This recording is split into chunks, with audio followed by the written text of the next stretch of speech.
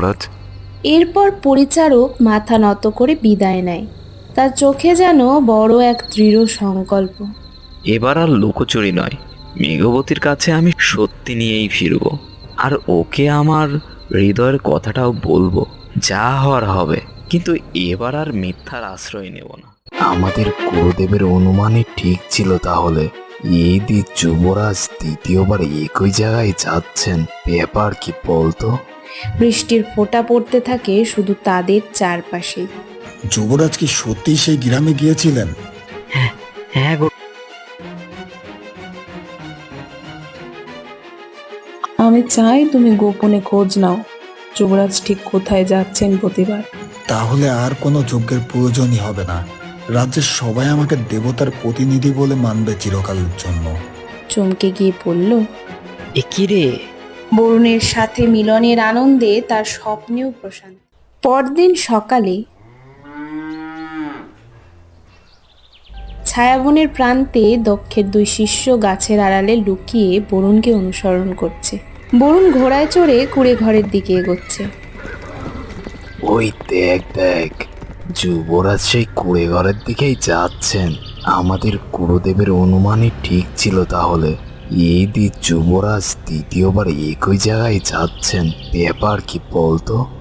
চুপ, আমাদের আরো কাছে যেতে হবে, কিন্তু সাবধানে, ধরা পড়া যাবে না যেন। যুবরাজের নিরাপত্তা রক্ষীরাও তো আশেপাশে থাকতে পারে, সেদিকে খেয়াল রাখতে হবে তোকে, বুঝেছিস? তুই কি ভাবছিস? গুরুদেব সব ঠিক বলছেন? সত্যি কি এই মেয়ের মধ্যে কোনো অলৌকিক ক্ষমতা আছে তাহলে, নাকি এটা শুধুই যুবরাজের একটা প্রেমের ব্যাপার? জানি না রে বাপু এত কিছু, কিন্তু গুরুদেব যখন এতটা আগ্রহী, নিশ্চয়ই কিছু একটা আছে। উনি সহজে কারোর পিছনে এত মনোযোগ দেন না। এরপরে তারা গাছের আড়াল থেকে আড়ালে সরে সরে এগোয়। কুড়ে ঘরের কাছে পৌঁছে তারা দেখে বরুণ মেঘবতীর সাথে কথা বলছে দূর থেকে। স্পষ্ট শোনা না গেলেও দুজনের ঘনিষ্ঠতা স্পষ্ট বোঝা যাচ্ছে। কে রে, দেখছিস কিছু? ওই মেয়েটা কে রে? যুবরাজ তো ওর সাথে বেশ ঘনিষ্ঠভাবে কথা বলছেন মনে হচ্ছে। দেখ দেখ, কেমন হাত ধরে আছেন। মনে হচ্ছে এদের মাঝে কিছু ব্যাপার আছে রে। গ্রামের সাধারণ মেয়ে বলেই মনে হচ্ছে, কিন্তু যুবরাজের চোখে মুখের চাহনি যা দেখছি, এটা তো কোনো সাধারণ সম্পর্ক না রে। ঠিক তখনই মেঘবতী কিছু একটা শুনে আবেগপ্রবণ হয়ে ওঠে, আর তার চারপাশে হঠাৎ হালকা মেঘ জমতে শুরু করে। বৃষ্টির ফোঁটা পড়তে থাকে শুধু তাদের চারপাশেই। গাছের আড়াল থেকে এটি দেখে চমকে ওঠে। চমকে গিয়ে পড়ল। এ কি রে, এটা কি দেখছি রে? আকাশ তো পরিষ্কার, তাহলে ওখানেই শুধু বৃষ্টি হচ্ছে। এ তো সাধারণ কিছু না, এ তো দেখি জাদু রে। এ যে আমি নিজের চোখে দেখছি, তবুও যে আমার বিশ্বাস হচ্ছে না রে। এটা তো গুরুদেবকে এখনই জানাতে হবে যে এই মেয়ে কোনো সাধারণ কেউ নয়। তুই ভাব তো একটাবার, যদি সত্যিই ও ইচ্ছা মতো বৃষ্টি নামাতে পারে, তাহলে তো... এই চল চল, জলদি চল। হ্যাঁ হ্যাঁ, চল চল, এক্ষুনি ফিরে যায়। আর দেরি করা যাবে না, দেরি করলে ধরা পড়ে যেতে পারি।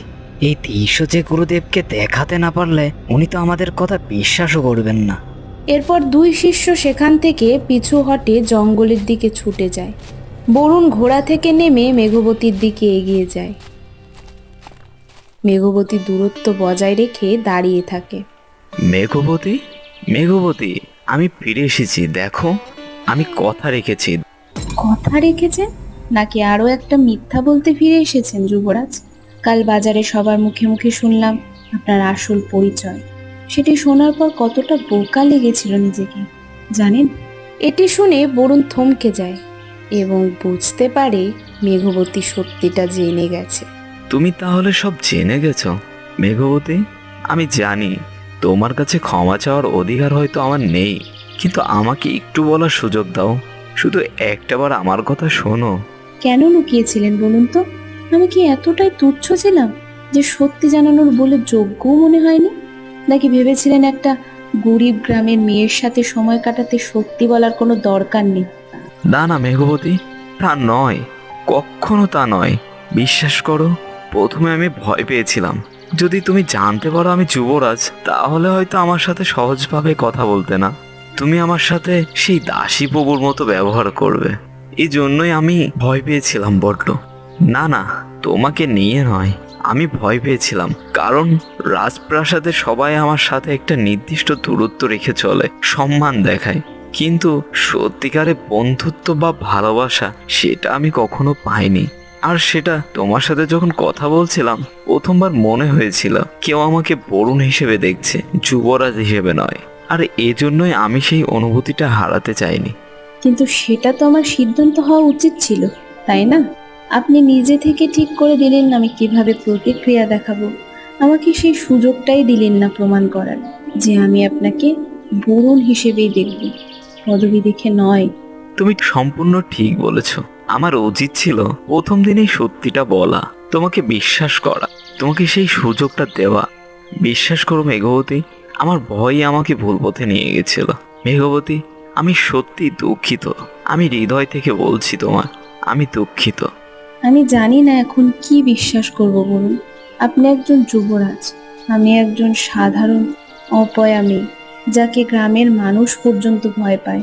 এই সম্পর্কের কোনো ভবিষ্যৎ আছে কি, নাকি শুধুই একটা স্বপ্ন যা কখনো বাস্তব হবে না? আমার কাছে সত্যিই তুমি অসাধারণ মেঘবতী। রাজপ্রাসাদের কোনো পরিচয় তোমার মূল্য নির্ধারণ করতে পারে না। তোমার হৃদয়, তোমার দয়া, তোমার সাহস এসবই অসাধারণ করে তুলেছে তোমার। আর সেটা তোমার ক্ষমতার জন্য নয়। আমি জানি না ভবিষ্যতে কি হবে, কিন্তু আমি চাই তোমার সাথে সেই ভবিষ্যৎ খুঁজে বের করতে, আর সেটা একসাথে। ঠিক আছে বলুন, আমি আপনাকে বিশ্বাস করার চেষ্টা করব, কিন্তু আমার কিছু কথা আছে যা আপনাকে বুঝতে হবে খুব স্পষ্টভাবে। বলো মেঘবতী, আমি পুরোপুরি শুনছি তোমার কথা। তোমার প্রতিটা কথা আমার কাছে অনেক গুরুত্বপূর্ণ। আমি রাজপ্রাসাদের জীবনের জন্য প্রস্তুত নই। আমি জানি না সেখানকার নিয়ম কানুন, আভিজাত্য, কিভাবে চলাফেরা করতে হয়, কিভাবে কথা বলতে হয়। আমি তো সারা জীবন জঙ্গলে কাঠ কুড়িয়েছি, রাজপ্রাসাদের রীতিনীতি আমার জানা নেই। এটা তো শেখা যায় মেঘবতী, এটা শিখতে বেশি দিন সময় লাগবে না। তাহলে এটা শেখা কি দোষ?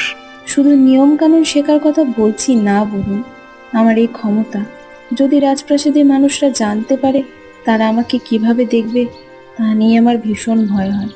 গ্রামে তো সবাই আমাকে অপয়া বলেছে, ডাইনি বলেছে। এখন রাজপ্রাসাদে গিয়ে যদি একই কথা শুনি তখন কি হবে? মেঘবতী, তোমার ভয় আমি বুঝতে পারছি। সত্যি বলতে আমার মা হয়তো সহজে মেনে নেবে না প্রথমে, কারণ উনি রাজ্যের স্বার্থ নিয়ে অনেক বেশি চিন্তা করে, একটু কঠোরও বটে।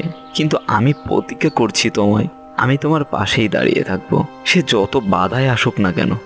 কথাটা বলা সহজ বলুন, কিন্তু বাস্তবে যখন সেই মুহূর্ত আসবে, যখন রাজমাতা আমার দিকে তাচ্ছিল্যের চোখে তাকাবেন, যখন রাজসভায় সবাই ফিসফিস করবে ওই দেখো অপয়া মেয়েটা, তখন কি আপনি সত্যি আমার পাশে দাঁড়াতে পারবেন? শোনো মেঘবতী, আমি জানি এটা সহজ হবে না, কিন্তু আমি তোমাকে কথা দিচ্ছি যখনই এমন কোনো মুহূর্ত আসবে আমি তোমার পাশে এসে দাঁড়াবো। এখনই সবকিছু ঠিক করতে হবে না তোমাকে, আপাতত শুধু জেনে রাখো আমি সত্যি তোমাকে ভালোবাসি মেঘবতী। যেমন তুমি ঠিক তেমনই আমি। তোমার এই ক্ষমতা সহই তোমার অতীত সহ সবকিছু মেনে নিয়ে আমি তোমাকে ভালোবাসি।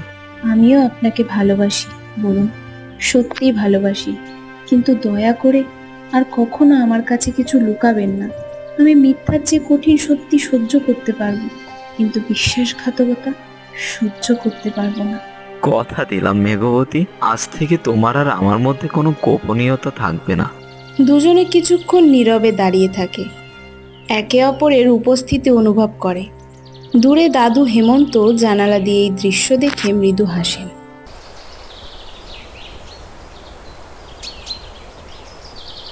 পুরোহিত দক্ষের কক্ষ, মোমবাতির আলোয় ঘরটা কাঁপা কাঁপা আলোয় ভরা। দুই শিষ্য হাঁপাতে হাঁপাতে দরজার সামনে এসে বলল, গুরুদেব, গুরুদেব। কি দেখলে বলো তাড়াতাড়ি, এতক্ষণ লাগলো কেন ফিরতে? গুরুদেব, একটু দাঁড়ান, শ্বাস নিতে দিন। আমরা দৌড়ে এসেছি পুরোটা পথ। শ্বাস পরে নেব, আগে বলো কি হয়েছে। যুবরাজ কি সত্যিই সেই গ্রামে গিয়েছিলেন? হ্যাঁ হ্যাঁ গুরুদেব, যুবরাজ সত্যি এক মেয়ের সাথে দেখা করতে গিয়েছেন।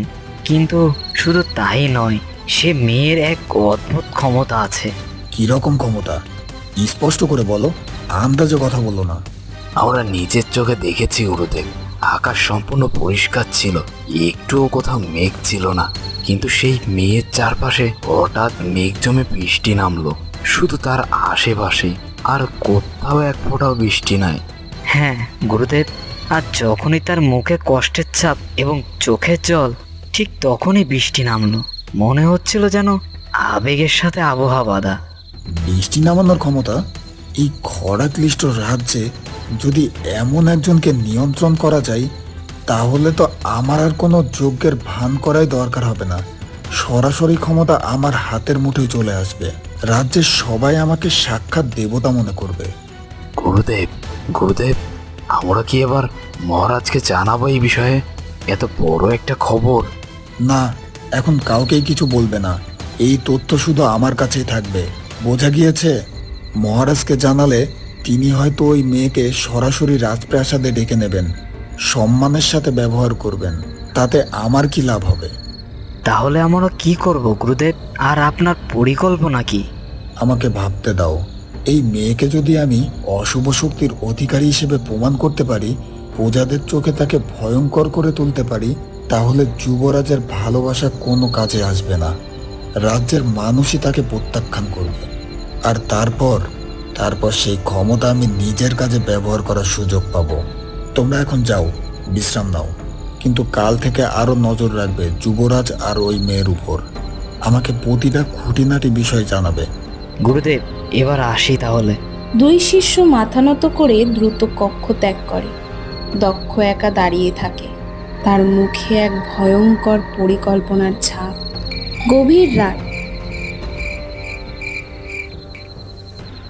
রাজমাতা ইন্দুমতির কক্ষে ঘরে শুধু একটা প্রদীপ জ্বলছে। তিনি জানালার ধারে দাঁড়িয়ে বরুণকে আবার ঘোড়া নিয়ে বেরোতে দেখেন দূর থেকে।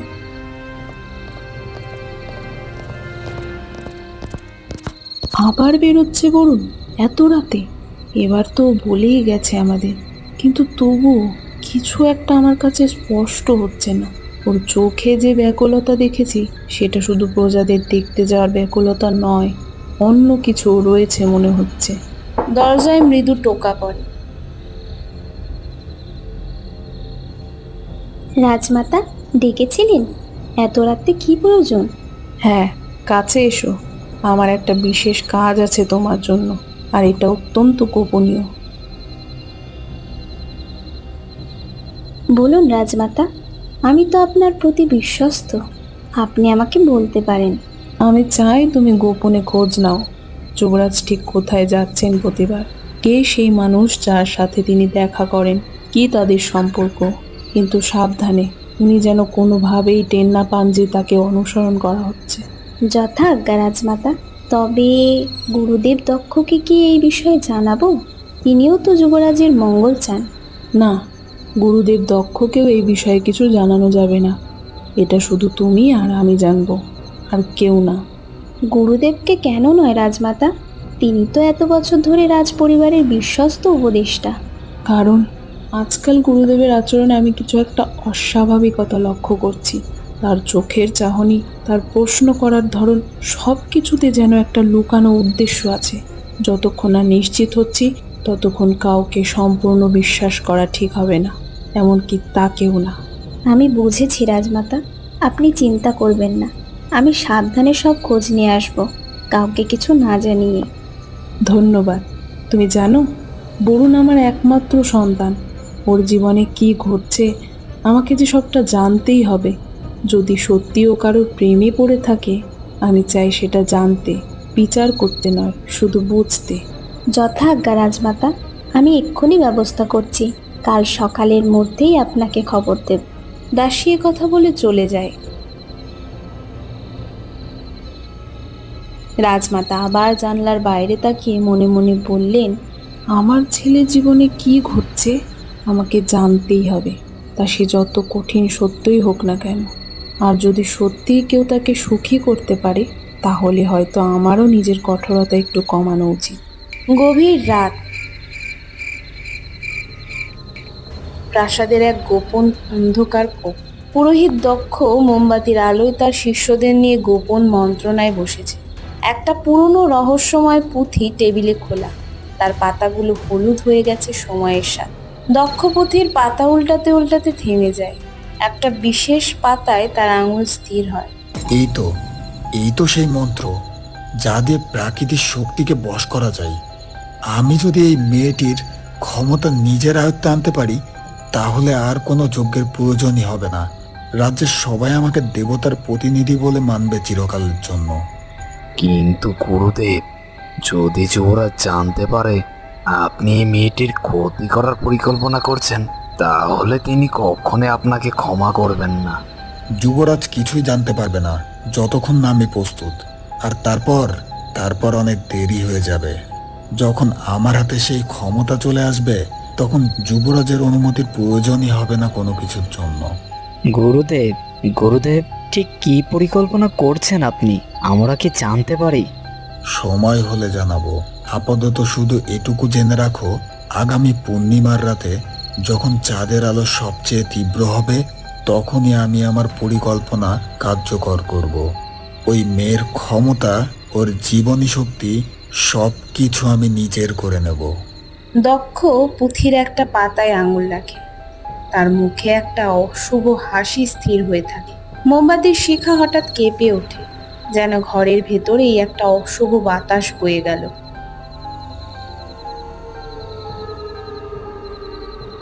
ছায়াবনের কুঁড়ে ঘরে মেঘবতী ঘুমিয়ে আছে শান্তিতে, মুখে হালকা হাসি। বরুণের সাথে মিলনের আনন্দে তার স্বপ্নেও প্রশান্তি। কিন্তু জানালার বাইরে দূরে আকাশে একটা অস্বাভাবিক লালচে আভা দেখা যায়, যা ধীরে ধীরে গাঢ় হচ্ছে, যেন কোনো অশুভ শক্তি জাগ্রত হচ্ছে। তো বন্ধুরা, আগামী পূর্ণিমার রাতে কি অপেক্ষা করছে মেঘবতীর জন্য? মেঘবতী কি জানতে পারবে সময় থাকতে? সেটা জানবো আমরা মেঘবতী গল্পের পরবর্তী পর্ব। আর আমাদের আজকের পর্বটি ভালো লাগলে অবশ্যই আমাদের চ্যানেলটিকে সাবস্ক্রাইব করে দিন। দেখা হবে নতুন পর্ব নিয়ে। ধন্যবাদ।